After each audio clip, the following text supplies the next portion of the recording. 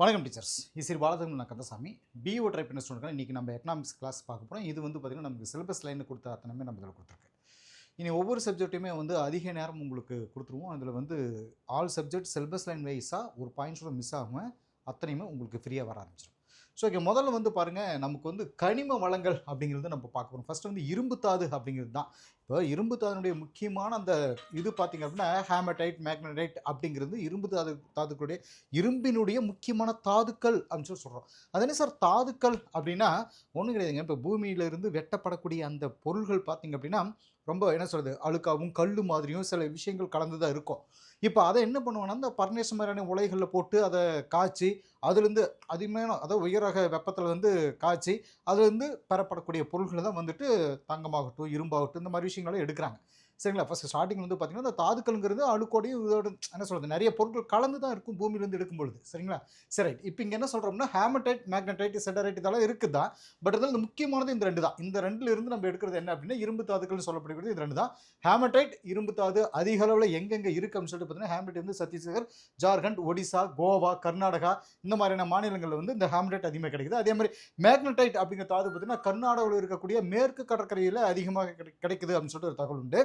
அது மட்டும் இல்லாமல் என்ன சொல்கிறது, கேரளா, தமிழ்நாடு, ஆந்திரா இந்த ஏரியாக்களில் கூட பார்த்திங்கன்னா இரும்பு தாது கிடைக்குது அப்படின்னு சொல்லுவாங்க. சேலம் ஸ்டீல் மண்டலில் சொல்லலாம். சரி, இப்போ அடுத்ததில் நிலக்கரி மற்றும் பழுப்பு நிலக்கரி அப்படின்னு சொல்லிட்டு பார்த்தீங்கன்னா பூமிக்கடியிலிருந்து அதிகமாக கிடைக்கக்கூடிய கனிம வளங்களில் நிலக்கரி முக்கியமானது அப்படின்னு சொல்லி சொல்லப்படுது. நிலக்கரி சரிங்களா? இதில் என்ன அப்படின்னா சீனா, அமெரிக்கா ஐக்கிய நாட்டுக்கு அடுத்தபடியாக நிலக்கரி உற்பத்தியில் 3வது இடத்துல இருக்குது நம்ம இந்தியா தான். அதனால் இந்தியா 3வது இடம் அப்படின்னு சொல்லிட்டு போட்டிருக்கோம். நிலக்கரி கிடைக்கக்கூடிய இடங்கள் பார்த்தீங்க அப்படின்னா மேற்கு வங்காளம், பீகார், எம்பி, மத்திய பிரதேசம், மகாராஷ்டிரா, ஒடிசா, ஆந்திரா இது எல்லாத்தையும் சொல்லலாம். அதிக அளவில் பார்த்தீங்க அப்படின்னா நமக்கு வந்து வங்காளம், ஜார்க்கண்ட் இந்த ஏரியாவில் அதிக அளவு நிறைய கிடைக்கிறது. அதிக அளவு நிலக்கரி கிடைக்கக்கூடிய இடங்கள் அப்படின்னா வங்காளம், ஜார்க்கண்டில் தான் கிடைக்குது. இப்போ இதுலேயே அடுத்தது பாருங்கள், அலுமினிய தாது பாக்சைட் அப்படின்னு சொல்லக்கூடியது. அதனுடைய தாது வந்து பாக்சைட்டில் இருந்து தான் அலுமினியம் பெறப்படுகிறதுன்னு சொல்லுவாங்க. பாக்சைட் அலுமினியம் தயாரிக்கிறதுக்கு பயன்படுற முக்கியமான தாதுன்னு சொல்லப்படுது. கிழக்கு கடற்கரையில் அந்த நம்ம இந்தியாவுடைய கிழக்கு கடற்கரையில் அப்புறம் ஒடிசா, ஆந்திரா இந்த மாதிரியான இடங்களில் அதிக அளவுக்கு பாக்சைட் தாது கிடைக்குது. அடுத்து பாருங்கள், மைக்காவில் 60% போட்டிருக்கும். அதாவது மைக்கா ஒரு வெப்பத்தை தடுக்கக்கூடிய கனிமம் அப்படின்னு சொல்கிறது. அரிதிர் மின்கடத்தின்னு சொல்லப்படுது. அரிதிர்னா ரொம்ப ரேர். சரிங்களா? இந்தியா 60% பங்கோட மைக்கா தாள் உற்பத்தியில் முதல் இடத்துல இருக்குது. India மைக்காவில் special. பெக்மடைட் அப்படின்னு சொல்லப்படக்கூடிய மைக்கா வகை ஆந்திரா, ஜார்க்கண்டு, பீகார், ராஜஸ்தான் அது இல்லாமல் அப்படின்னு இந்த மாதிரி மாநிலங்களில் வந்து அதெல்லாம் கிடைக்குதுன்னு சொல்ல வருது. சரிங்களா? மின் உபகரணங்கள் மின் தடுப்பானாக பயன்படுது. இப்போ கரண்ட் அடிக்காமல் இருக்கிறதுக்காக இந்த தடுப்பானாக பயன்படுது அப்படின்னு சொல்கிறது. அடுத்து சுத்திகரிக்கப்படாத எண்ணெய் அப்படின்னு சொல்லிட்டு இதில் வரிசை அதில் பார்த்தோம் அப்படின்னா இந்தியாவில் அஸ்ஸாம், குஜராத் பல இடங்களில் சுத்திகரிக்கப்படாத எண்ணெய் எடுக்கப்படுதுன்னு சொல்கிறது. இதில் குறிப்பாக சொல்லணும்னா டிக்பாய், பார்டர்பூர், நாகர்காட்டிகா, காசிம்பூர், பெல்லியரியா, ருத்ராபூர், சிவசாகர், மான் அதாவது அஸ்ஸாமில் இருக்கக்கூடிய நிறைய இடங்களில். சரிங்களா? காம்பே வளைகுடா, அங்கலேஸ்வர், காலோஸ், குஜராத்துடைய பல இடங்களில் சொல்லுது. இதெல்லாம் முக்கியமான எண்ணெய் வளங்கள் இருக்கக்கூடிய பகுதிகள் அப்படின்னு சொல்லப்படுது. சரிங்களா? அடுத்து தங்கம்னு வரும்பொழுது பார்த்தீங்கன்னா நமக்கு இதில் இந்தியாவில் வந்து கம்மியான அளவில் தங்க வளம் இருக்குது அப்படின்னு சொல்லப்படுது. இதில் 3 முக்கியமான தங்க சுரங்க பகுதிகள் இருக்குது. ஒன்று பார்த்திங்க அப்படின்னா நமக்கு கோலார், அதாவது கோலார் மாவட்டத்தில் கோலார் தங்க வயல் சுரங்கத்திலையும், ரெய்ச்சூர் மாவட்டத்தில் ரெண்டாவது பார்த்திங்கன்னா ரெய்ச்சூர் மாவட்டத்தில் இருக்குது. சரிங்களா? அதாவது என்ன அப்படின்னா அந்த மாவட்டத்தில் இருக்கக்கூடிய ஒரு ஊர் ஹட்டி தங்க வயல் சுரங்கத்திலையும், அது ரெண்டுமே கர்நாடகாவில் தான் இருக்குது. இந்த 2 பகுதியும் கர்நாடகாவில் தான் இருக்குது. ஹட்டி தங்க வயல் சுரங்கம் அங்கேயும் கிடைக்குன்னு சொல்லுவாங்க. ஆந்திராவில் பார்த்தீங்கன்னா அனந்தபூர் அப்படின்னு சொல்லுது. ஆந்திராவில் அனந்தபூர் மாவட்டத்தில் இருக்கக்கூடிய ராம்கீர் தங்க வயல் சுரங்கத்திலும் ஓரளவுக்கு தங்கம் கிடைக்குது அப்படின்னு சொல்லப்படுது. அடுத்து வைரம் எங்கெங்க நமக்கு கிடைக்குது. முதல்ல UNECE இதனுடைய ஆப்ரேஷன் பார்த்தீங்கன்னா United Nations economic commission for Europe அப்படின்னு சொல்கிறது. இந்த அறிக்கையின்படி பார்த்திங்க அப்படின்னா நாடு முழுவதிலும் பார்த்திங்கன்னா 4582 வைரங்கள் கிடைக்குது அப்படின்னு சொல்லுது. அதில் அதிகமாக மத்திய பிரதேசத்தில் பன்னாவிலையும் ஆந்திராவிலையும் கர்னூல் மாவட்டம் சரிங்களா ராமலகோட்டா அப்படிங்கிற இந்த மாதிரியான இடங்களில் வந்து கிருஷ்ணா நதியினுடைய படுகையிலும் கிடைக்குது அப்படின்னு சொல்கிறது. புதுசாக கண்டுபிடிச்சது பாருங்கள், ராய்ப்பூர் இம்பர்லி சுரங்கம் அப்படின்னு சொல்கிறது. ராஜ்பூர் மற்றும் சத்தீஸ்கரில் பாஸ்டர் மாவட்டத்திலையும் கண்டுபிடிச்சிருக்காங்க. சரிங்களா? ஒடிசாவுடைய இதில் பாருங்கள் நியூபுடா அப்படின்ற இது பார்த்திங்கன்னா ஒடிசாவோட நியூபுடா மற்றும் பார்கர் அப்படின்னு சொல்லக்கூடிய அந்த மாவட்டத்திலையும், ஆந்திராவுடைய நாராயணபேட் மத்தூர் கிருஷ்ணா பகுதின்னு சொல்கிறது. கர்நாடகா இருக்குல்ல, அதில் வந்து பார்த்தீங்கன்னா கர்நாடகாவில் வந்துட்டு குல்பர்கா மாவட்டத்திலும் ரெய்சூர் அப்படின்ற பகுதியிலும் எல்லாம் வைரம் கிடைக்குதுன்னு சொல்லுது. குல்பர்கா மாவட்டம், கர்னூல் இதெல்லாம் பார்த்தீங்கன்னா வரலாறுல வந்துட்டு அந்த பழைய கற்காலம், புதிய கற்காலம், அந்த கற்கால காலகட்டங்களில் அடிப்பட்ட பெயர்களாக இருக்குதுங்களா. இந்த வைரம்லாம் பார்த்தீங்கன்னா பல நூற்றாண்டுகளாக மண்ணில் சிதைந்த பகுதியிலேருந்து எடுக்கப்படுதான், புரியுங்களா. ஸோ அப்போ வரலாற்றில் இருக்கக்கூடிய ஊர்களில் போய் நோண்டி பார்த்தோம் அப்படின்னு நமக்கு வைரம் அதனால நிறைய கிடைக்க வாய்ப்பு இருக்குது இல்லையா. சரி, இது வந்து ஒரு முக்கியமான தகவல் சொல்கிறோம். அடுத்து கட்டமைப்பு வசதிகள் அப்படின்னு சொல்கிறது. இது 2 வகையாக சொல்லப்படுது. என்னன்னா, ஒன்று பொருளாதார கட்டமைப்பு, இன்னொன்று சமூக கட்டமைப்பு அப்படின்னு சொல்லிட்டு இந்த 2 விஷயத்தை நம்ம சொல்கிறோம். முதல்ல பொருளாதார கட்டமைப்பு அப்படின்னு சொன்னால் அது என்னென்ன சொல்லணும். பொருளாதார கட்டமைப்பில் உள்ள இருக்கிறதால என்னென்னு சொல்லணும், எதுன்னு சொல்லணும்னு பார்த்தோம்னா போக்குவரத்து, தொலைத்தொடர்பு, ஆற்றல் வளங்கள். சார் தொலைத்தொடர்பு, ஆற்றல் வளங்கள் ரொம்ப பவர்ஃபுல்லான ஒரு என்ன சொல்கிறது ஆற்றல் வளங்கள் கிடைக்குது. நீர்ப்பாசனம், பணம் மற்றும் நிதி நிறுவனங்கள் இது எல்லாத்தையுமே சொல்லலாம். சமூக கட்டமைப்புனா கல்வி, என்னது பயிற்சி, ஆராய்ச்சி வேறு பண்ணக்கூடிய அந்த இடம், கல்வி, ஆராய்ச்சி, சுகாதாரம், வீட்டு வசதி, அப்புறம் பொது வசதிகள் இது எல்லாத்தையுமே சொல்லலாம். முதல்ல பொருளாதார கட்டமைப்பு அப்படின்னு சொல்லிட்டு இதில் என்ன நம்ம இது தெரிஞ்சுக்கணும் அப்படின்னா, நாட்டின் உற்பத்தி மற்றும் பகிர்வு. அதாவது பொருளாதார கட்டமைப்பில் வந்துட்டு பொருளாதார கட்டமைப்பு வசதிகள் நாட்டினுடைய உற்பத்திக்கும் பகிர்வு வசதிக்கும் பயன்படுதுன்னு சொல்லப்படுது. உதாரணத்துக்கு பார்த்திங்க அப்படின்னா அதுக்கு வந்து இருப்பு பாதைகள்னு சொல்லுது. இருப்பு பாதைகள் அப்படின்னா ரயில்வே ட்ராக், சரக்கு வாகனங்கள் அப்படின்னா கூட்ஸுங்க, அதாவது பொருளெல்லாம் சரக்குகளை ஏற்றிட்டு போகிறது. சரக்கு வாகனங்கள்லாம் வேறு மாதிரி நினச்சிக்கூடாது. சரி, தபால் மற்றும் தொலைத்தொடர்பு நிலையங்கள், அப்புறம் துறைமுகங்கள், கால்வாய்கள், மின் உற்பத்தி நிலையங்கள், அதேமாதிரி வங்கிகள், காப்பீட்டு நிறுவனங்கள் இதெல்லாமே பார்த்திங்கன்னா பொருளாதார கட்டமைப்புக்கு உதவுதுன்னு சொல்லுது. இது பண்டங்கள், பணிகள் உற்பத்திக்கு உதவுது. சரிங்களா. நெக்ஸ்ட் அது இதில் பார்த்திங்கன்னா இதில் வரிசை போட்டிருக்கு. போக்குவரத்து அப்படின்றத பார்த்திங்கன்னா உறுதியான பொருளாதார வளர்ச்சிக்கு எல்லா இடங்களையும் நல்ல ஒரு கனெக்டிவ் இருக்கக்கூடிய இணையக்கூடிய திறமையான போக்குவரத்து முறை தேவைப்படுது. உங்களுக்கு தெரியும், இந்தியா இருப்பு பாதை, அப்புறம் சாலை ரோடு, கடல்வெளி கப்பல் போக்குவரத்து மற்றும் வான்வெளி போக்குவரத்துடைய ஒரு நல்ல கட்டமைப்பு இருக்குன்னு சொல்லலாம். சாலை போக்குவரத்தில் பார்த்திங்கன்னா 30 லட்சம் கிலோமீட்டர் நீளம் சாலை போக்குவரத்து இருக்குது. அதாவது உலகத்தினுடைய மிகப்பெரிய சாலை போக்குவரத்து கொண்ட நாடாக இந்தியா இருக்குன்னு சொல்லப்படுது. ஆசியாவிலேயே மிகப்பெரிய இருப்பு பாதை வழிகளையும் உலகத்தில் பார்த்திங்கன்னா உலக அளவில் 4வது பெரிய போக்குவரத்து அமைப்பாகவும் இந்தியா இருக்குது. இந்தியாவுடைய இருப்பு பாதையுடைய நீளம் பார்த்திங்கன்னா 63,000 கிலோமீட்டர். இதில் 13,000 கிலோமீட்டர் பார்த்திங்கன்னா எலக்ட்ரிக், அதாவது மின்மயமாக்கப்பட்டிருக்கு அப்படின்னு சொல்லுவாங்க. இந்தியாவினுடைய முக்கியமான துறைமுகங்கள் அப்படின்னு சொல்லிட்டு எடுத்துட்டோம் அப்படின்னா கொல்கத்தா, மும்பை, சென்னை, விசாகப்பட்டினம், விசாகா, கோவா இந்த மாதிரி இடங்கள் 90% கடல்வெளி வாணிபம் நடந்துகிட்ருக்கு அப்படின்றது ஒரு தகவல். இது உலகத்தினுடைய பல பகுதிகளிலிருந்து சரக்கு கப்பல்கள், பொருட்கள் இருக்கிற இடங்களாகவும் உலகத்தினுடைய அதிக பயணிகள் வந்துட்டு போகக்கூடிய இடங்களாகவும் இருக்குது. சரிங்களா, இந்த மாதிரி ஏரியாக்கள் தான். அதே மாதிரி இந்தியாவுடைய இந்த வான்வெளி போக்குவரத்து நாட்டினுடைய பெரிய நகரங்கள், சின்ன நகரங்களை இணைக்குதுன்னு சொல்லப்படுது. உள்நாட்டு விமான சேவை அப்படிங்கிறது பாருங்கள், உள்நாட்டு விமான சேவை அப்படின்னு சொல்லி இந்தியன் ஏர்லைன்ஸ் இது கவனிச்சுக்குது. தனியார் விமான சேவைகளையும் செஞ்சுட்டு வருது. பன்னாட்டு விமான போக்குவரத்தை வந்து ஏர் இந்தியா நிறுவனம், பன்னாட்டு விமான சேவை வந்து ஏர் இந்தியா நிறுவனம் வந்து என்ன சொல்கிறது கொடுத்துட்ருக்கு, அந்த சேவை பண்ணிட்டுருக்குன்னு சொல்கிறாங்க. இப்போ இதில் இன்னொன்று, முதல் வைஃபை வசதி அப்படின்னா பெங்களூர், இந்திய ரயில்வே முதல் வைஃபை வசதியாக பெங்களூரில் ஆரம்பிச்சது. இது ஒன்று வச்சுக்காங்க. இதனால் டேட்டுக்கு ஒன்று கொடுத்துருக்கேன், 27/8/2007 அப்படின்னா இந்திய விமான போக்குவரத்து நிறுவனங்கள்னு சொல்லப்படக்கூடிய ஏர் இந்தியா, இந்தியன் ஏர்லைன்ஸ் இதெல்லாம் 27/8/2007 ஒன்றா இணைஞ்சிருச்சு. இதுதான் முக்கியமான தகவல் சொல்கிறேன்.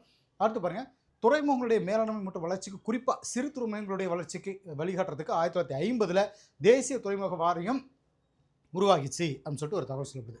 அடுத்து ஆற்றல். அதாவது ஆற்றல் அப்படின்னாலே உங்களுக்கு தெரிஞ்சுக்கணும், நம்ம வாழ்க்கைக்கு தேவையான அங்கங்களில் ஒன்று மின் ஆற்றல்னு சொல்லப்படுது. இப்போதைய நவீன தொழில்நுட்ப காலத்தில் பார்த்திங்கன்னா மின்சாரம் இல்லாமல் நம்மளால் வாழ்றது ரொம்ப சிரமம், அது செல் இல்லாமல் வாழ்றது ரொம்ப சிரமம். மின் உற்பத்திக்கு பயன்படுறதுக்கு கிடைக்கக்கூடிய ஒரு மூல வளங்கள் அடிப்படையில் 2 வகையாக பிரிச்சிருக்காங்க. புதுப்பிக்க இயலாத மின் ஆற்றல் மூல வளங்கள், புதுப்பிக்கக்கூடிய மின் ஆற்றல் மூல வளங்கள் அப்படின்னு சொல்லிட்டு. முதல்ல புதுப்பிக்க இயலாத மின் ஆற்றல் மூல வளங்கள். இதில் என்ன தெரிஞ்சுக்கணும், என்னுடைய பேருக்கு ஏற்ற மாதிரியே இந்த மாதிரியான வளங்களை வந்து நம்ம மறுபடியும் பயன்படுத்தவே முடியாது. அது தீர்ந்துருச்சுன்னு வச்சுக்கோங்களேன், மறுபடியும் உருவாக்கவே முடியாது. இந்த மாதிரியான ஆற்றல் மூலங்கள் வந்து பார்த்திங்கன்னா தொடர்ந்து பயன்படுத்தினோம்னா காலப்போக்கில் தீர்ந்து போயிடும். உதாரணத்துக்கு நிலக்கரி தோண்ட உள்ளே எடுத்துகிட்டே இருக்கும், அதை பயன்படுத்தி விட்டுறோம், அப்புறம் பார்த்திங்கன்னா தீர்ந்து போயிடும். பெட்ரோலியம், இயற்கை வாயு இதெல்லாம் சொல்லலாம், இயற்கை வாயு அதெல்லாம் சொல்லலாம்.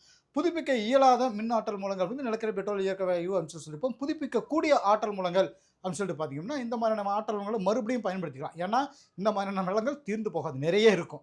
சூரிய சக்தி, காற்று சக்தி, அலைகள் சக்தி, இந்த பாருங்க கேள்வி அலைகள் சக்தி, அலைகள் இந்தெல்லாம் வரணும். அலைகளையும் அடிச்சுட்டு பார்த்தீங்கன்னா அலைகள்லேருந்து பவர் சக்திகள் எடுக்கிறாங்க. அலைகள் அப்படிங்கிறது வச்சுக்கோங்க.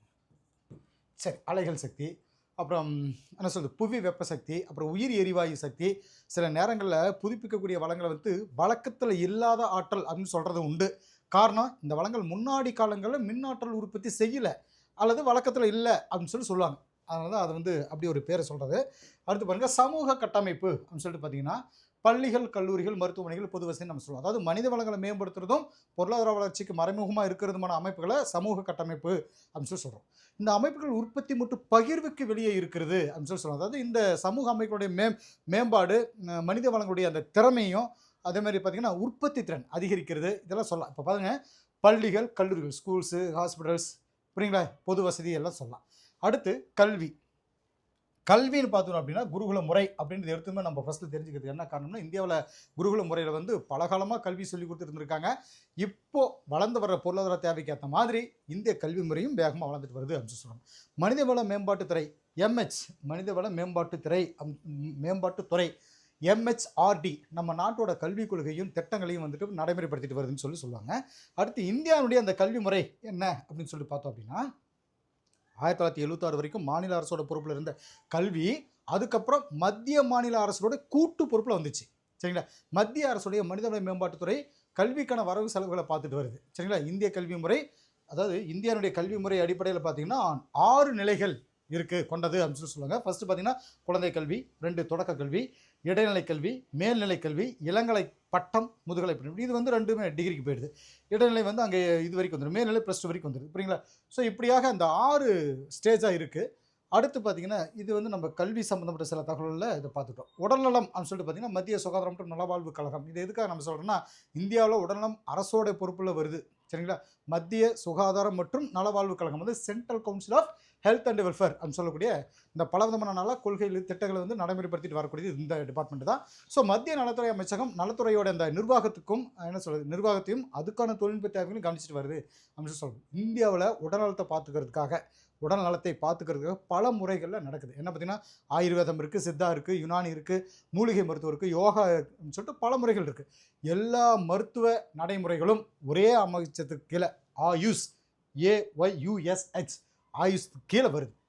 அடுத்து பார்த்தீங்கன்னா இந்திய பொருளாதார சிந்தனையாளர், இது ரொம்ப ரொம்ப முக்கியமானது. இதில் பாருங்கள், நம்ம திருவள்ளுவர் முதல்ல வருவார். அந்த காலகட்டத்தில் எவ்வளோ கிளியராக சொல்லிப்பாரு, இந்த காலத்து வரைக்கும் அது பொருந்தது. புரியுங்களா? இந்த இவர்களுடைய பங்களிப்பை பற்றி பார்க்கலாம். ஃபஸ்ட்டு திருவள்ளுவர் என்ன சொல்கிறாரு அப்படின்னு சொல்லிட்டு முதல்ல பார்த்தீங்க அப்படின்னா, திருவள்ளுவருடைய பொருளாதார கருத்துக்கள் நடைமுறைக்கு ஏற்ற மாதிரி இன்றைக்கி இருக்குது. வள்ளுவருடைய பொருளாதார கருத்துக்கள் பார்த்திங்கன்னா திருக்குறளுடைய 2வது பகுதின்னு சொல்லப்படக்கூடிய அந்த பொருட்பால் இருக்குது. பொருட்பால் செல்வத்தோட தொடர்பு கொண்டது அப்படின்னு சொல்லப்படுது. அவர் மழையை பெரிய ஆதாரமாக நினச்சிருக்காரு. தண்ணி தான், அதாவது விவசாயம் பண்ணுறதுக்கு தண்ணி தானே முக்கியம். ஸோ மழை தான் உணவு தருது அப்படின்னு அவர் சொல்கிறார். ஆனால் அந்த காலகட்டத்தில் போர் பைப்பு அந்த மாதிரி சம்திங் எல்லாம் இது இல்லை. அதனால் மழை தான் முக்கியமானது. மழை தான் பொருளாதார வாழ்வில் அடிப்படையாக உருவாக்குது அப்படின்னு சொல்லி நம்புறாரு. வாழ்க்கையினுடைய அடிப்படை பொருளாதார தேவையான வேளாண்மை மழையை சார்ந்து இருக்குது அப்படின்னு சொல்லி சொல்கிறது. மழை அப்படிங்கிறது முக்கியமானதாக சொல்லலாம். சரிங்களா, ரைட். இப்போ என்னென்னா, வாழ்க்கையுடைய அடிப்படை பொருளாதார தேவை வேளாண்மை மழையை சார்ந்தது இருக்குது. சரி, உற்பத்தி காரணிகள் அப்படின்னா உற்பத்தி காரணிகள்னு சொல்லப்படக்கூடிய நிலம், உழைப்பு, அமைப்பு, முதலீடு போடுறது, அமைப்பு, காலம், அது எவ்வளோ டியூரேஷன் டைம், அப்புறம் தொழில்நுட்பம், அங்கே பயன்படுத்தக்கூடிய இந்த தொழில்நுட்பம், இது எல்லாத்தையும் பற்றி பல கருத்துக்கள் வள்ளுவர் எளிமையாக சொல்லியிருக்காருன்னு சொல்லுவாங்க. இதில் வந்து ஒரு குறள் சொல்லுவாங்க, அதாவது பொறுமவற்றுள் யாம் அறிவது இல்லை, அறிவறிந்த மக்கட்பேறு அல்ல பிற அப்படின்னு சொல்கிறார். சரி, அடுத்ததாக பாருங்கள், வேளாண்மை பற்றி அவர் என்ன சொல்லியிருக்கார். வேளாண்மை சொல்கிறது விவசாயம். வள்ளுவர் வேளாண்மை அடிப்படை பொருளாதார நடவடிக்கை அப்படின்னு அவர் சொல்கிறார். ஏன்னா உலகத்தினுடைய அச்சாணி வேளாண்மையில் தான் இருக்குது அப்படின்னு சொல்கிறார். பொருளாதார ரீதியாக மற்ற துறைகளுடைய செழுமை வேளாண்மை துறையுடைய செழுமையை சார்ந்து இருக்குது அப்படின்னு சொல்கிறாங்க. அதாவது வேளாண்மை சிறப்பாக இருந்தால் தானே மற்ற தொழில்கள் வந்து சிறப்பாக இருக்கும் அப்படின்னு சொல்கிறார். உழவு தொழில் செய்கிறவன் மட்டுமே தலையாய மனிதன், உழுதுண்டு வாழ்வார் மற்றெல்லாம் தொழுதுண்டு பின் செல்பவர் அப்படின்ட்டு அந்த குறளில் வந்து உழவு அப்படிங்கிற குறள் அந்த இதில் அதிகாரத்தில் அவர் சொல்லியிருப்பார். உழவு தொழிலே மற்ற தொழில்களை விட உயர்ந்தது அப்படின்னு வள்ளுவர் சொல்கிறார். பொதுநிதினு பார்க்கும்போது திருவள்ளுவர் பொதுநிதி பற்றி பொது வருவாய், பொது செலவு, நிதி நிர்வாகம் அப்படின்னு இந்த தலைப்புகளை விரிவாக சொல்லிட்டு தான் வராரு. பொது செலவு அப்படிங்கிறது வந்து பார்த்திங்க அப்படின்னா, அதாவது ஒரு நாடு அதோடைய செலவுகளை கட்டுக்குள்ளே வச்சிருக்கிற பட்சத்தில் அதோடைய வருமானம் கம்மியாக இருந்தாலும் பாதகம் இல்லை, எந்த பிரச்சனையும் இல்லை அப்படின்னு வள்ளுவர் சொல்கிறார். நிதிநிலை கொள்கையை வகுக்கிறப்ப பார்த்தீங்கன்னா செய்ய வேண்டியது என்னென்ன அப்படின்னு சொல்லிட்டு ஒரு சில தகவல் சொல்கிறார். எப்போதுமே உபரி நிதிநிலை இருக்கணும், சில நேரங்களில் சமநிதி நிலை இருக்கலாம், ஆனால் ஒருபோதும் பற்றாக்குறை நிதிநிலை மட்டும் இருக்கவே கூடாது அப்படின்னு சொல்கிறார். பொது செலவை வந்து பொது இவர் வந்து 3 இனங்கள் பொது செலவு வந்து என்ன சொல்றாரு அப்படின்னா 3 இனங்கள சொல்றாரு. என்ன அப்படின்னா செலவு 3 இனங்களுக்கு செலவு செய்யணும்னு சொல்றாரு. அந்த இனங்கள் எது அப்படின்னா பாதுகாப்பு, டிஃபென்ஸ்க்கு, பொது பணிகள், பப்ளிக் இதுன்னு சொல்றது, சமூக பணிகள். இதை வந்து இந்த 3 இது வந்து சொல்றாரு. சரிங்களா? வள்ளுவர் வந்து வெளிநாட்டு உதவி பத்தி ஆதரிக்கல. குறள் 739ல வெளி உதவி வாங்கக்கூடிய, அதாவது வெளிநாட்டில் உதவி வாங்கக்கூடிய நாடுகள் அது நாடுகளே இல்லை அப்படின்னு சொல்றாரு. சரிங்களா? ஸோ இந்த மாதிரி ஒரு என்ன சொல்றது, வள்ளுவருடைய அந்த பாதுகாப்பு இதெல்லாம் அவருடைய அந்த என்ன சொல்றது, அந்த காலகட்டத்தில் சொன்னாலும் கூட இவர் வந்து இப்பவும் நமக்கு செல்வத்தை பற்றி வள்ளுவர் என்ன சொல்றாரு அப்படின்னா, இதுலேருந்து பார்த்தீங்கன்னா தொழில்தான் உண்மையான செல்வம், உழைப்பு தான் மிகப்பெரிய வளம் அப்படின்னு சொல்றாரு. இதில் அடுத்து காந்தியடிகள் இவர் இதை பற்றி என்ன சொல்றாரு, காந்தியடிகளை பற்றி நம்ம பார்ப்போம். இப்போ என்ன அப்படின்னா காந்திய பொருளாதாரம் நன்னெறிய அடிப்படையாக கொண்டதுன்னு சொல்றாரு. 1921 பார்த்தீங்கன்னா ஒரு தேசத்தின் அல்லது ஒரு தனியாரின் தார்மீக ஒழுக்க நெறிகளை காயப்படுத்தினால் அந்த பொருளாதார நடவடிக்கை இழுக்கானது, மேலும் அது பாவமானது அப்படின்ட்டு அவர் சொல்லியிருப்பார் 1921. தார்மீக மதிப்புகளை புறந்தள்ளும் பொருளாதாரம் உண்மையற்றது அப்படின்ற அந்த அதே நம்பிக்கையை காந்தியடிகள் மறுபடியும் 1924 சொல்லியிருப்பார். சரிங்களா? காந்தியடிகள் கிராமங்களில் தான் இந்தியா வாழ்கிறது அப்படிங்கிறார். சரிங்களா? மதுவை பற்றி காந்தியடிகள் சொல்லும் பொழுது பார்த்தீங்கன்னா மது, அதாவது முழுமையான மது விலக்க வலியுறுத்தினார்னு தெரியும், அது நோயை தருது அப்படின்னு சொல்லியிருப்பாரு. இந்தியா குடிகாரர்களின் நாடாக இருப்பதை விட ஏழைகளின் நாடாக இருப்பதே மேல் அப்படின்னு சொல்றாரு. சரி, அடுத்த தலைவர் பார்த்தீங்கன்னா ஜவஹர்லால் நேரு அவர்கள் பார்க்கலாம். நவீன இந்தியாவை என்ன அப்படின்னு, நவீன இந்தியாவை கட்டமைத்த முதன்மை சிற்பிகளில் ஒருத்தர் ஒருத்தர் நம்ம ஜவஹர்லால் நேரு. சரி, சுதந்திர இந்தியாவுடைய முதல் பிரதம அமைச்சராக பதவி ஏற்றுட்டாரு. 1964 அவர் இறக்குற வரைக்குமே அவர் பிரதமராக பதவி வச்சுட்டார். இவர் ஜனநாயகத்தை உறுதியாக நம்பினார். இவர் பேச்சுரிமை, குடிமக்கள் உரிமை, வாக்குரிமை, சட்டத்தின் வெளியாட்சி, அப்புறம் பாராளுமன்றம், ஜனநாயகம் அப்படின்னு இது எல்லாத்தையும் நம்பினார். மத சார்பின்மை அப்படிங்கிறது வந்து பார்த்தீங்கன்னா இவர் கொடுத்த, இந்தியாவுக்கு நேரு கொடுத்த மிகப்பெரிய பங்களிப்பு அப்படின்னு சொல்கிறது. நம்ம இந்தியாவில் இந்து மதம், இஸ்லாமிய மதம், கிறிஸ்துவ மதம், புத்த மதம் அப்படின்னு நிறைய மதங்கள் இருக்குது. இதுக்கெல்லாம் அப்புறம் அந்த மத சார்பின்மை அப்படிங்கிற விஷயத்தை கொடுத்தது தான். திட்டமிடுதலை அறிமுகப்படுத்தினார். திட்டமிடுதலை வந்து அறிமுகப்படுத்தினார். அதாவது அறிமுகப்படுத்தின பெருமை யாருக்கு சேர்ந்து, நேருவுக்கு தான் சேரும். ஒரு நாட்டினுடைய முன்னேற்றத்துக்கும் ஒருங்கிணைஞ்ச அணுகுமுறைக்கு திட்டம் அவசியம் அப்படின்னு சொல்றாரு. 1956 பார்த்தீங்கன்னா விவாதம் எதுக்காக அப்படின்னா 2வது ஐந்தாண்டு திட்டம் வந்து 1956 to 61 வரைக்கும் நடந்திருக்கும். திட்டக்குள்ள 50ல் முதல் 5ஆண்டு திட்டம் 51 to 56 வரைக்கும் அது வேளாண்மை, 2வது வந்து 56 to 61 தொழில்துறை வச்சு இது பண்ணியிருப்பார். இந்த காலகட்டத்தில் என்ன பண்ணியிருப்பாருன்னா 2வது ஐந்தாண்டு திட்டத்தினுடைய கருப்பொருள் மேலே விவாதத்தை பாராளுமன்றத்தில் ஆரம்பித்து வச்சு இவர் பேசினார். திட்டமிடுதலின் சாரம் அப்படிங்கிறது மனித சக்தி வளங்கள், பணம் இவற்றை சிறந்த வழிகளில் பயன்படுத்துவதை குறிக்கும் அப்படின்னு சொல்ல வர்றாரு. இதெல்லாம் முக்கியமான தகவல்கள். ஐஐடிங்க இவர் ரொம்ப முக்கியமானது என்னன்னா, அது இதில் பாருங்கள், திட்டமிடுதல் அப்படிங்கிறது தொழில் மயமானுடைய தொடர்பு கொண்டதுன்னு சொல்லுவாங்க. இது மூலமாக ஒரு நாடு தன்னைத்தானே வளர்ச்சியடைய செஞ்சுக்குன்னு சொல்லுவாங்க.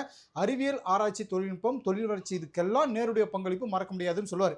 இவர் பிரதமராக இருந்தப்போ தான் ஐஐடி, இந்திய தொழில்நுட்ப கழகம் அப்படின்னு சொல்லிட்டு இந்த இதுவும் கொண்டு வந்திருந்தாங்க. ஐஐடி இதெல்லாம் இவர் காலகட்டத்தில் கொண்டு வந்தது. ஆராய்ச்சி நிறுவனங்கள் இவர் தான் ஆரம்பித்தார். அடுத்து பாருங்கள், சமதர்மம் அப்படிங்கிறது இந்தியாவுக்கு நேருடைய மிகப்பெரிய பங்களிப்புன்னு சொல்லப்படுது. சரிங்களா? அடுத்த தலைவராக டாக்டர் BR அம்பேத்கர் அவர்கள் நம்ம பார்ப்போம். தேசிய வளர்ச்சி கழகத்தை அறிமுகப்படுத்தினவர் டாக்டர் BR அம்பேத்கர் அவர்கள் தான். இந்திய அரசியல் சட்டத்தை உருவாக்கின சிற்பி இவர் தான்.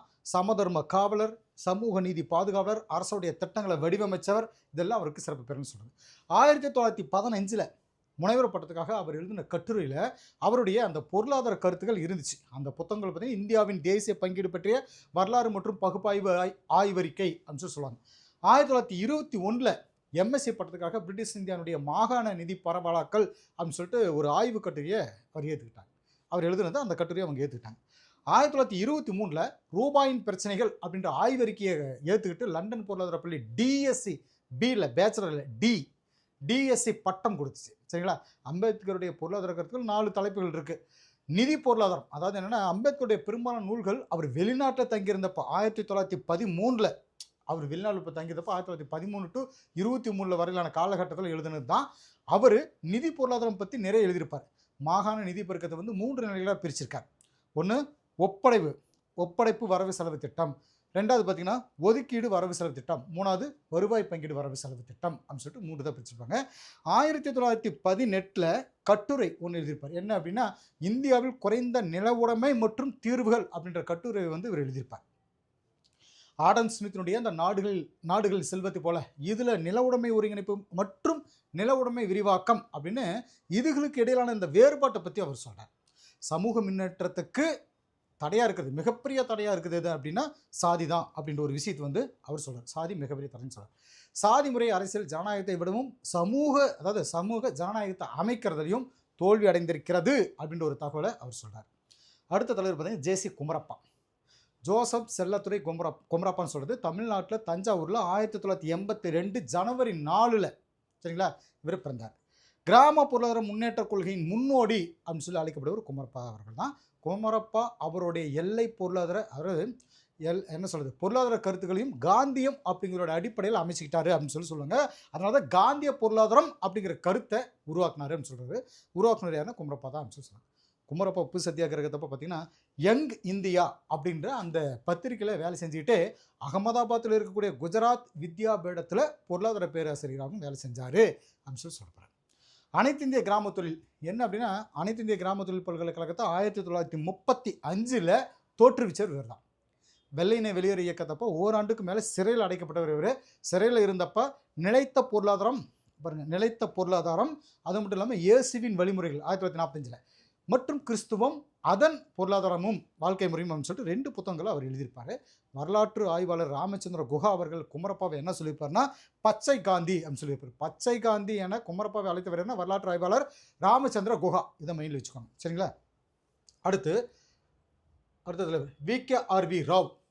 அதாவது இவருக்கு முன்னாடி இன்னொரு சொல்கிறாங்க என்னன்னா PR பிராமணந்தா அப்படி அவருடைய கூட்டுப்படி பார்த்தீங்கன்னா சுதந்திரத்துக்கு முன்னாடியும் பின்னாடியும் இந்தியாவினுடைய தலை சிறந்த பொருளியல் அறிஞர்களா DR காட்கில் ஒருவர், CN வக்கீல் அப்படிங்கிற ஒருவர், VKRV ராவ் இவங்க எல்லாரையும் சொல்லலாம் அப்படின்ற கருத்தை அவர் சொல்லியிருப்பார். இந்த அறிஞர்கள் எல்லாருமே இந்திய பொருளாதார பிரச்சனைகள் எல்லாம் அலசி ஆராய்ஞ்சு அவங்களுடைய கொள்கைகளையும் அந்த திட்டங்களையும் இந்தியாவுடைய முன்னேற்றத்துக்கு கொடுத்துருக்காங்க. இது வந்து ஸ்பெஷல். அடுத்து இவர் என்ன சொல்கிறேன்னா இதில் VKRV ராவ் அவர்கள் பார்த்தீங்கன்னா ஒரு எழுத்தாளர் தான். இவர் வந்து பார்த்தீங்கன்னா 3 முக்கியமான கருத்துக்களை ஆர்வம் வச்சிருந்தார். 1 தேசிய வருமானம், 2வது பாருங்கள் உணவு ஊட்டச்சத்து பண்டங்களின் பகிர்வு, 3 வேலைவாய்ப்பு மற்றும் தொழில் பகிர்வு அப்படின்னு சொல்லிட்டு. முதல்ல தேசிய வருமானம் கணக்கீட்டு முறை அப்படின்னு சொல்லிட்டு பார்த்தீங்கன்னா தேசிய வருமானம் கணக்கீட்டு முறை மூலமாக ராவ் ஒரு நடைமுறை பொருளாதாரவாதியை அவரை நினைக்க வேண்டியது இருக்குது சரிங்களா. ராவ் JM கீன்ஸுடைய மாணவர் மட்டும் இல்லாமல் JM கீன்ஸுடைய மாணவர் மட்டும் இல்லாமல் கோலின் கிளார்க் அப்படிங்கிறோட கூட வேலையும் செஞ்சுருக்கார். வேலை பார்த்துக்கிற வேலை செஞ்சுருக்கார். HW சிங்கர் கீன்சன் மாணவர்கள் சிறந்தவரா VKRV ராவ் அவர்கள் நினைக்கிறார். முழு வேலைவாய்ப்பும் பொருளாதார முன்னேற்றமும் இது ராவோட ஆய்வு கட்டுரை அப்படின்னு சொல்லப்படுது. இந்த கட்டுரை பார்த்தீங்கன்னா வேலைவாய்ப்பு துறையில் மிகச்சிறந்த ஒன்றாக கருதப்படுதுன்னு சொல்கிறாங்க. ராவ் எழுதின இந்திய பொருளாதார வாழ்வில் என்ன தவறு 1938 அப்படிங்கிற இந்த புத்தகத்தில் இந்தியாவில் தனிநபர் வருமானம் குறைவுக்கும் தனிநபர் ஊட்டச்சத்து குறைவுக்கும் இருக்கக்கூடிய காரணங்களை பற்றி விளக்கியிருப்பார். அது என்னன்னு பார்த்தா 1 முறையற்ற நில உடைமை, நிலம் துண்டாடுவது அப்படின்னு சொல்கிறது. அதாவது சொல்கிறது என்ன துண்டாடுபடுறது, நிலம் பிரிக்கப்படுறது இதெல்லாம் சொல்லப்படுறது. 2வது பயிர்களுக்கு குறைவான நீர்ப்பாசனம், ஏன்னா பயிர்களுக்கு கம்மியான நீர்ப்பாசன வசதி கிடைக்குது அப்படின்னு சொல்லியிருப்பாங்க. 3வது பேரளவு தொழில்துறை, அதாவது பேரளவு தொழில்துறை இல்லாமல் வேளாண்மையில் அதிகமான மக்கள் தொகையோட அழுத்தம் ஏற்படுதுன்னு சொல்கிறார். 4வது முதலீடு இல்லாமல், அதாவது முதலீடு இல்லாமல் போகிறதுக்கு இதான் காரணம்னு சொல்கிறார். ராவ் வந்து பார்த்திங்கன்னா 3 அதாவது தேசிய அளவில் பார்த்திங்கன்னா 3 ஆராய்ச்சி நிறுவனங்களை உருவாக்கினாருன்னு சொல்கிறாங்க. 1 டெல்லி பொருளாதார பள்ளி, இது வந்து பார்த்திங்கன்னா டெல்லியில் இருக்குது. 2வது பொருளாதார பள்ளி எதுக்காக சொல்கிறோம்னா பொருளாதார வளர்ச்சி கழகம் டெல்லியில் அவர் ஆரம்பிச்சிருப்பார். பொருளாதார வளர்ச்சி கழகம் அப்படிங்கிறது பொருளாதார வளர்ச்சி கழகம் அப்படின்னு சொல்லிட்டு அவர் வந்து இது என்ன சொல்கிறது டெல்லியில் ஆரம்பிச்சிருப்பார். சமூக பொருளாதார மாற்றத்துக்கான கழகம் அப்படின்னு சொல்லிட்டு பார்த்திங்கன்னா இது பெங்களூரில் ஆரம்பிச்சிருப்பார். அடுத்த தலைவர் பார்த்திங்க அப்படின்னா அமர்தியா சென் அவர்கள் தான். அமர்தியா சென் இவருக்கு என்னென்னா இவருக்கு வந்து நோபல் பரிசு கொடுத்த அந்த குழு அமர்தியா குமார் சென் அவருடைய பங்களிப்பை பற்றி சொல்கிறப்போ அவருடைய சமூக தெரிவு கொள்கை, வளர்ச்சி பொருளாதாரம், வறுமை மற்றும் பஞ்சங்கள் பற்றின ஆய்வு, உரிமங்கள் திறன், முன்னேற்றம் பற்றின கருத்து 1998 புரியுங்களா. இதை பற்றியெல்லாம் அவருக்கு உண்டான ஸ்பெஷலாக சொல்கிறாங்க. 1981 என்ன அப்படின்னா அமர்தியா சென்னுடைய வறுமை மற்றும் பஞ்சத்தை பற்றி உரிமம் மற்றும் எழுப்பு பற்றிய ஒரு கட்டுரை அப்படிங்கிறது இன்றளவுக்கும் சிறந்த ஒன்றா இருக்குது அப்படின்னு சொல்கிறாங்க. அவருடைய புத்தகத்தில் பார்த்திங்கன்னா பல பஞ்சங்களை பற்றி ஆய்வு செஞ்சு அதனுடைய உண்மையான காரணங்கள் எடுத்து காட்டியிருக்காரு. அது நோபல் பரிசு கொடுத்துருக்கிற அளவுக்கு எந்த அளவுக்கு அவர் அதில் டீஃபை இறங்கி அதை செஞ்சுருப்பார். வறுமை பற்றின பல விளக்கங்களை ஆராய்ச்சி செஞ்சு முழு வறுமை பற்றின காரணங்களை சொல்லி கவனத்தை ஈர்க்கிறாரு. வறுமை மற்றும் சமத்துவமின்மை பற்றி என்ன சொல்கிறாரு அப்படின்னா வருமான பகிர்வு மற்றும் வறுமை கோட்டிற்கு கீழே உள்ள மக்களுடைய அந்த நுகர்வு இது எல்லாத்தையும் கணக்கில் எடுத்துக்கணும் அப்படின்னு சொல்லிட்டு சென் அவர்கள் சொல்கிறார். அடுத்து இந்திய பொருளாதாரம் சுதந்திரத்துக்கு முன்னரும் பின்னரும் அப்படின்ற டைட்டில் பார்த்தீங்கன்னா ஃபஸ்ட்டு வந்து டெய்லர் கோவன். இதில் என்ன நம்ம தெரிஞ்சுக்கணும்னா, சுதந்திரம் எந்த விலைக்கும் ஈடாகாது, சுதந்திரம் வாழ்வின் சுவாசம், வாழ்வதற்காக மனிதன் எதை கொடுக்க மாட்டான் அப்படின்னு சொல்லிட்டு இந்த டெய்லர் கோவன் அவர்கள் அந்த சுதந்திரத்துக்கான டெஃபினேஷன் சொல்கிறத நமக்கு புக்கில் கொடுத்துருப்பாங்க. இப்போ அடுத்ததில் பார்த்தீங்கன்னா, இந்தியா ரொம்ப காலமாக காலனி ஆதிக்கத்துக்கு கீழே ஆட்சி பண்ணிட்டு இருந்தது. காலனித்துவம் அப்படின்னு என்ன, ஒரு பெரிய நாடு, அந்த ஒரு நாட்டினுடைய அதிகாரம் செலுத்தக்கூடிய இன்னொரு நாடு வந்து அடிமையாக இருக்கும். ஸோ நம்ம இந்தியா பிரிட்டன் கிட்ட அடிமையாக இருந்த மாதிரி தானே இருந்துச்சு, அடிமை தானே. ஸோ அதிகார நிலையில் இருக்கக்கூடிய நாடு தான் அதிகாரம் செலுத்துகிற நாடு மேலே அரசியல் கட்டுப்பாடு மட்டும் இல்லை, பொருளாதார கொள்கைகளையும் தீர்மானிக்குது. அடிமை நாட்டு மக்கள் வந்து தன்னுடைய நாட்டில் இருக்கக்கூடிய வளங்கள் பயன்படுத்துகிறதுக்கும் சில முக்கியமான பொருளாதார நடவடிக்கைகளை எடுக்கிறது கூட தன்னிச்சையான முடிவுகள் வந்து இவங்களால் எடுக்க முடியாது. ஆனால் அவங்க இருக்காங்க இல்லைங்களா, அவங்க நம்மளை ஆட்சி பண்ணாங்க இல்லையா, அவங்க என்ன சொல்லுவாங்கன்னு சொல்லிட்டு பயந்துட்டு தான் இருந்தாங்க. ஸோ ஆங்கிலேயர்கள் காலத்தில் பார்த்தீங்கன்னா இந்திய பொருளாதாரம் எப்படி இருந்துச்சுன்னு பார்க்கலாம். வாஸ்கோ ட காமா இந்தியாவுக்கு கோழிக்கோட்டுக்கு வந்தார் இல்லைங்களா, மே 20 1498 வந்ததுக்கப்புறம் இந்தியாவில் இருந்த ஐரோப்பிய நாட்டுக்கு கடல் வணிகம் நடக்க ஆரம்பிச்சது. 1510 கோவா கூட வணிகம் செஞ்சுட்டு வந்தாங்க போர்ச்சுகீசியர்கள். அதுக்கப்புறம் போர்ச்சுகீசியர்கள், டச்சுக்காரர்கள், ஆங்கிலேயர்கள், பிரிட்டிஷ்காரர்கள் உள்ளுக்குள்ளே வந்திருப்பாங்க. 1601 ஆங்கில கிழக்கிந்திய கம்பெனி ஆரம்பித்ததும் ஆங்கிலேயர்கள் இந்திய பெருங்கடல் வழியாக வணிகத்தை ஆரம்பித்தாங்க. 1914 பார்த்தீங்கன்னா சார் தாமஸ் ரோ அவர்களுக்கு வந்து ஜஹாங்கீர் கிட்ட இருந்து நீ தொழிற்சாலைகள் கட்டி, அதாவது பிஸ்னஸ் பண்ணிக்கலாம்னு சொல்லிட்டு பர்மிஷன் கிடச்சிடும். அதுக்கு முன்னாடியே அவர் வந்திருப்பார், பட் அவருக்கு பர்மிஷன் கிடச்சிருக்காரு, அனுமதி கிடைச்சது 1614 தான் சார் தாமஸ் ரோவுக்கு கிடைச்சது. இதிலிருந்து இந்தியாவுடைய பல பகுதிகளுக்கு இப்போ மெதுவாக ஆக்கிரமிப்பு செய்ய ஆரம்பித்தாங்க. பிளாசி போருக்கு 100 வருஷத்துக்கு அப்புறம் கிழக்கிந்திய கம்பெனியுடைய ஆட்சி கடைசி ஒரு முடிவுக்கு வந்துச்சுன்னு சொல்லப்படுது. 1858 57 முதல் இந்திய சுதந்திர போர் நடந்து முடிஞ்சிடும். அதுக்கப்புறம் பார்த்திங்கன்னா பிரிட்டிஷ் அரசு வந்து நம்ம இந்தியாவில் கிழக்கிந்திய கம்பெனியுடைய ஆட்சியை வந்து என்ன சொல்கிறது, அவங்களுடைய இதை கேன்சல் பண்ணிட்டு டைரெக்டாக பிரிட்டிஷ் எடுத்துக்கும் நம்ம இந்தியாவை. சரி, 58 ஆங்கில பாராளுமன்றம் இந்தியாவை ஆளக்கூடிய அதிகாரத்தை கிழக்கிந்திய கம்பெனிக்கிட்ட இருந்து ஆங்கிலேய அரசுக்கு மாற்றி ஒரு சட்டம் போட்டுச்சு. கிழக்கிந்திய கம்பெனிக்கிட்ட இருந்து அதிகாரம் ஆங்கிலேய அரசுக்கு மாற்றினப்போ இந்திய பொருளாதார நிலையை முழுசாக மாற்ற முடியல. காலனி ஆதிக்கத்தில் இந்தியா இருந்தப்போ பார்த்தீங்கன்னா வரலாற்று பொருளியல் வல்லுநர்கள் 3 கட்டங்களாக அது பிரிச்சிருப்பாங்க. எப்படி அந்த 3 கட்டங்கள் அப்படின்னா, அவங்க ஸ்டார்டிங்லேருந்து கடைசி சுதந்திரம் கிடைக்கிற அந்த காலகட்டம் வரைக்கும் 3 கட்டங்கள். ஒன்று வணிக மூலதன காலம், தொழில் மூலதன காலம், நிதி மூலதன காலம்னு சொல்லி சொல்லுவாங்க. வணிக மூலதன காலம்ங்கிறது 1857 1813 வரைக்கும் ஸ்டார்ட் ஆகிருக்கும். சரி, இந்த காலகட்டத்தை சொல்லுவாங்க. இதில் ஆங்கிலேயருடைய கால வரலாறு பார்த்தீங்கன்னா, ஆங்கிலேயர் வர்றதுக்கு முன்னாடி இந்திய பொருளாதாரம் பார்த்தீங்கன்னா கிராமத்தை சார்ந்து வாழ்ந்துட்டு வந்துச்சு. அப்போ பார்த்தீங்கன்னா கிராம பொருளாதாரம் தான் சுயசார்பு பொருளாதாரமாக இருந்தது. ஆனால் ஆங்கிலேய ஆட்சி வந்ததுக்கப்புறம் தொழிற்சாலைகள் வர்றதுக்கு அனுமதி கிடைச்சது. பொருளாதாரம் மற்றும் அமைப்பு ரீதியான இந்த மாற்றம் இந்திய பொருளாதார நிலையை பின்தங்கிய நிலைக்கு தள்ளிச்சுன்னு சொல்கிறாங்க. வணிக மூலதன காலம் முதல்ல 1857 1813 வரைக்கும் இருக்கக்கூடிய காலம் சொல்கிறது வணிக மூலதன காலம். கிழக்கிந்திய கம்பெனியுடைய முக்கிய நோக்கம் இந்திய பொருட்களை முழுசாக உரிமை எடுத்து வாணிபம் செஞ்சு லாபம் சம்பாதிக்கிறது தான். அதில் நல்ல சக்ஸஸாக ஆனாங்க. நிறைய ஊழலும் நடந்தது. அந்த கம்பெனியில் இருந்தவங்களுடைய பெரிய மேலதிகளில் நிறைய ஊழலும் நடந்தது. இந்த காலகட்டத்தில் பிரிட்டனில் தொழில் மூலதனத்துக்கு முன்னேற்றத்துக்கும் என்ன சொல் மூலதனத்தை முன்னேற்றத்துக்காக இந்தியாவை ஒரு சுரண்டல் பிரதேசமாக கிழக்கிந்திய கம்பெனி நினச்சிது. இந்தியா நல்ல சுரண்டலாம், யாரும் கேள்வி கேட்க முடியாது அப்படிங்கிற அளவுக்கு. இந்த காலகட்டத்தில் இந்த கம்பெனியில் இருக்கக்கூடிய அலுவலர்கள், அந்த ஆஃபீஸர்ஸ் எல்லாருமே நேர்மை இல்லாமல் ஊழல் நிறைஞ்சவங்களாக இருந்தாங்க. கமிஷன் கிடைச்சா போதும், அவ்வளோதான். ரெண்டாவது தொழில் மூலதன காலம் சொல்கிறது 1813 1858 வரைக்கும் இதை சொல்லலாம். பிரிட்டிஷ் துணிமணிகள் சந்தையாக இருந்துச்சு. அதாவது பிரிட்டிஷ் துணிமணிகளுடைய சந்தை இந்தியாவாக இருந்தது அப்படின்னு சொல்லுது. இன்றைக்கி வரைக்கும் மேக்ஸிமம் பொருட்களுக்கு இந்தியா தான் ஒரு சந்தை இருக்கக்கூடிய ஒரு சந்தையாட்டு இருக்குது. இந்தியாவிலிருந்து மலிவு விலையில் வாங்கின கச்சா பொருட்கள் சரிங்களா, இங்கிலாந்துக்கு ஏற்றுமதி செஞ்சு அதை வந்து ஒரு முழுமையான பொருளாக மாற்றி இந்தியாவிலே கொண்டாந்து விற்கிறாங்க. அதிக விலைக்கு இறக்குமதி செஞ்சு விற்றாங்க. வேறு வழி இல்லை. இப்போ பருத்தி இங்கே இருக்குது, அதை எடுத்துகிட்டு போய் அவங்க துணிகளை நெஞ்சு கொண்டு வந்து நம்மக்கிட்டே விற்கிறாங்க. அதுவே அதிக விலைக்கு. நம்மக்கிட்ட இருந்த துணிகள் வந்து செல்லாது அப்படின்னு சொல்லிட்டு அவங்க மெஷின் வச்சு தயாரிக்கிறாங்க. ஒரு நாளைக்கு 100 வேட்டிகள் தயாரிக்கிறாங்கன்னு வச்சுக்கோங்க. நம்மளால் இங்கே கையில் பண்ணும்பொழுது ஒரு 10 வேட்டி தான் பண்ண முடியும். அதுவும் விலை அதிகமாக இருக்கும். அவங்களுடைய விலை கொஞ்சம் குறைவு. இந்த விலையை விட அந்த விலை கொஞ்சம் கம்மியாக, ஆனால் உற்பத்தி அதிகமாக இருக்குது சரிங்களா. பட் அது எல்லாமே குறிப்பிட்ட காலம் வரைக்கும் தான். அதுக்கப்புறம் அதிக விலை கொண்டு போய் ஏற்றி வச்சுட்டாங்க. இந்தியாவுடைய பாரம்பரிய பொருட்கள் தூக்கி எறியப்பட்டன அப்படின்னு சொல்லுவாங்க. அடுத்து நிதி மூலதன காலம் மூணாவதாக 19ஆம் நூற்றாண்டுடைய கடைசி வருஷங்கள்லேருந்து சுதந்திரம் வரையிலான காலகட்டம் 3வது காலகட்டம் அப்படின்னு சொல்லப்படுது. நிதி மூலதன காலம் அப்படின்னு சொல்லப்படுது.